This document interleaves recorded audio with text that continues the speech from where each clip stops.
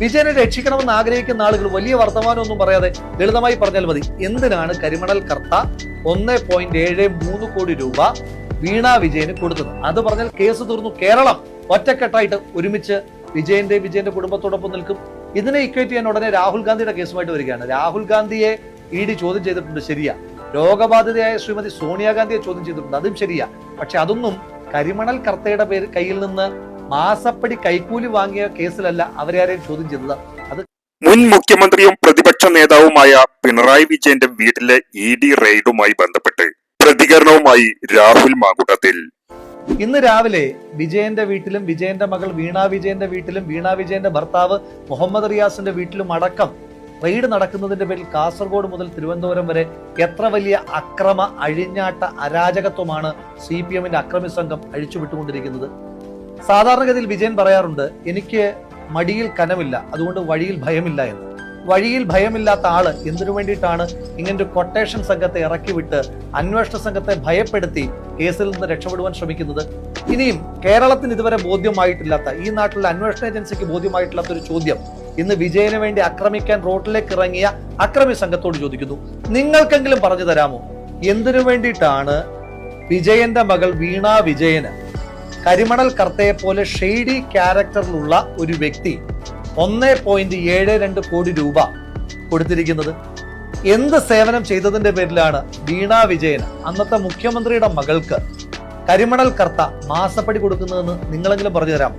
നിങ്ങള് സമരവുമായി ഇറങ്ങുന്ന ചെറുപ്പക്കാരായിട്ടുള്ള CPMന്റെ അക്രമി സംഘത്തിലെ ആളുകളോട് എനിക്ക് സൂചിപ്പിക്കാനായിട്ടുള്ളത്, നിങ്ങൾ ജയിലിൽ കിടക്കും, നിങ്ങളുടെ അമ്മമാർ കണ്ണീര് കുടിക്കും മക്കളെ കുറിച്ചോർത്ത്. പക്ഷേ വിജയൻ അപ്പോഴും സ്വന്തം മക്കളെ വളരെ സേഫായിട്ട് പ്ലേസ് ചെയ്തിട്ടുണ്ട്. മൂത്ത മകനെ വിദേശത്ത് ഒരു കമ്പനിയിൽ വളരെ സുരക്ഷിതമായി വെച്ചിരിക്കുകയാണ്. ഇഷ്ടംപോലെ ശമ്പളവും അതിലേറെ കിമ്പളവും കിട്ടുന്നുണ്ട്. മകൾക്ക് മാസപ്പടി കിട്ടുന്നുണ്ട്. നിങ്ങൾക്കൊക്കെ ജയിലിൽ ഗോതമ്പുണ്ട ഇപ്പോൾ ഇല്ല, ചപ്പാത്തി മാത്രമേ കിട്ടുകയുള്ളൂ എന്നുള്ളൊരു ഓർമ്മ നിങ്ങൾക്ക് ഉണ്ടാകണം. വിഷമിക്കുന്നത് നിങ്ങളുടെ കുടുംബമായിരിക്കും എന്നുള്ള ബോധം ഇങ്ങനെ കട്ടേറിഞ്ഞ ആളെ കൊല്ലാനായിട്ട് ഇറങ്ങുമ്പോൾ ഉണ്ടാകണം. ഇന്ന് കണ്ട വളരെ ഭീതിജനകമായ ഒരു കാഴ്ചയുണ്ട്. റെയ്ഡ് നടത്തുന്നതിന്റെ പേരിൽ ED സംഘം വാടകയ്ക്ക് എടുത്തിട്ട് വന്നതാണെന്ന് തോന്നുന്നു ഒരു ടാക്സി കാർ. ആ ടാക്സി കാറിന്റെ ചില്ലിലൊക്കെ കട്ടേറിയുകയാണ്. ആ വണ്ടി ഓടിക്കുന്ന സാധു മനുഷ്യൻ, ഒരുപക്ഷെ അദ്ദേഹം ED ഉദ്യോഗസ്ഥനൊന്നും ആയിരിക്കില്ല, ഏതെങ്കിലും ടാക്സി ഡ്രൈവർ ആയിരിക്കും.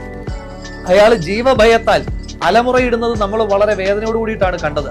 കണ്ണൂരിലും തിരുവനന്തപുരത്തും കാസർഗോഡ് തൊട്ട് തിരുവനന്തപുരം വരെ എല്ലാ പ്രദേശത്തും ഇങ്ങനെ അക്രമം അഴിച്ചുവിട്ടാൽ വിജയൻ രക്ഷപ്പെടുമെന്ന് നിങ്ങൾ വിചാരിക്കുന്നുണ്ട്? വിജയനെ രക്ഷിക്കണമെന്ന് ആഗ്രഹിക്കുന്ന ആളുകൾ വലിയ വർത്തമാനമൊന്നും പറയാതെ ലളിതമായി പറഞ്ഞാൽ മതി. എന്തിനാണ് കരിമണൽ കർത്ത 1.73 കോടി രൂപ വീണ വിജയന് കൊടുത്തത്? അത് പറഞ്ഞാൽ കേസ് തീർന്നു. കേരളം ഒറ്റക്കെട്ടായിട്ട് ഒരുമിച്ച് വിജയന്റെ കുടുംബത്തോടൊപ്പം നിൽക്കും. ഇതിനെ ഇക്വേറ്റ് ചെയ്യാൻ ഉടനെ രാഹുൽ ഗാന്ധിയുടെ കേസുമായിട്ട് വരികയാണ്. രാഹുൽ ഗാന്ധിയെ ED ചോദ്യം ചെയ്തിട്ടുണ്ട്, ശരിയാ. രോഗബാധിതയായ ശ്രീമതി സോണിയാഗാന്ധിയെ ചോദ്യം ചെയ്തിട്ടുണ്ട്, അതും ശരിയാ. പക്ഷെ അതൊന്നും കരിമണൽ കർത്തയുടെ കയ്യിൽ നിന്ന് മാസപ്പടി കൈക്കൂലി വാങ്ങിയ കേസിലല്ല അവരെ ആരെയും ചോദ്യം ചെയ്തത്. അത് കേന്ദ്ര സർക്കാരിന്റെ വേട്ടയാടലായിരുന്നു. പ്രതിപക്ഷത്തുള്ള എല്ലാ നേതാക്കന്മാരെയും വേട്ടയാടുമ്പോഴും വിജയന് വലിയ സംരക്ഷണമായിരുന്നു മോദിയുടെ നേതൃത്വത്തിലുള്ള കേന്ദ്ര സർക്കാർ എല്ലാ കാലത്തും കൊടുത്തു പോന്നിരുന്നത്. ഇന്ന് നടന്ന റെയ്ഡ് പോലും ബഹുമാനപ്പെട്ട ഹൈക്കോടതി ഇടപെടലിനെ തുടർന്നുള്ളതാണ്. എനിക്ക് ചോദിക്കാനുള്ളത്, എന്തിനാണ് ബഹുമാനപ്പെട്ട ഹൈക്കോടതി EDയോട് റെയ്ഡ് നടത്തുവാൻ ആവശ്യപ്പെട്ടതിന്റെ അടിസ്ഥാനത്തിൽ ED നടത്തുന്ന റെയ്ഡിനെ ഇങ്ങനെ പ്രതിരോധിക്കുവാൻ ശ്രമിക്കുന്നത്? നിയമത്തിന്റെ വഴിക്ക് പോയാൽ പോരെ എന്ന് തീരുമാനിച്ചാൽ പോരെ? വിജയനോട് ഞാൻ പേഴ്സണൽ കണക്ക് പറയാം.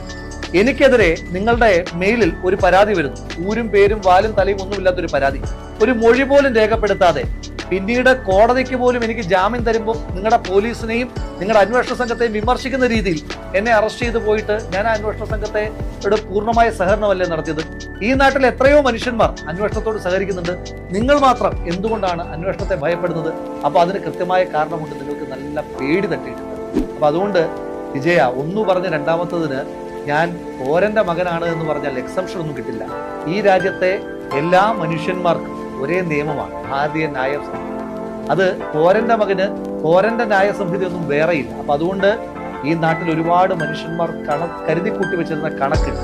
അത് നിങ്ങൾ ആദ്യമായി മഴുവെച്ച് കൊലപ്പെടുത്തിയ വാടിക്കൽ രാമകൃഷ്ണൻ തൊട്ട് പിന്നീട് നിങ്ങൾ കണ്ണീര് കുടിപ്പിച്ച ഒരുപാട് മനുഷ്യന്മാരുടെ കണ്ണീരിന്റെ കടം നിങ്ങളുടെ ജീവിതത്തിൽ ഇനി ബാക്കിയുണ്ട്. അപ്പം ആ കടമൊന്നും വീട്ടാതെ നിങ്ങൾക്ക് ഈ ജീവിതം അവസാനിച്ചു പോകില്ല എന്നുള്ള നല്ല ബോധ്യം വേണം. അതുകൊണ്ട് ശ്രീ വിജയൻ, ഉളുപ്പ് അല്പമെങ്കിലും അവശേഷിക്കുന്നുണ്ടെങ്കിൽ ഇന്നലകളിൽ മുഖ്യമന്ത്രിയായിരിക്കുമ്പോൾ മറ്റുള്ളവർക്കെതിരെ പറഞ്ഞ ഏതെങ്കിലും വാചകം ഓർമ്മയിലുണ്ട് എങ്കിൽ നിങ്ങൾ അടിയന്തരമായി പ്രതിപക്ഷ നേതൃപദവിയും അതുപോലെ തന്നെ ധർമ്മടം MLA യുടെ പദവിയും രാജിവെച്ചൊഴിയുകയാണ് നിങ്ങൾക്ക് നല്ലത്.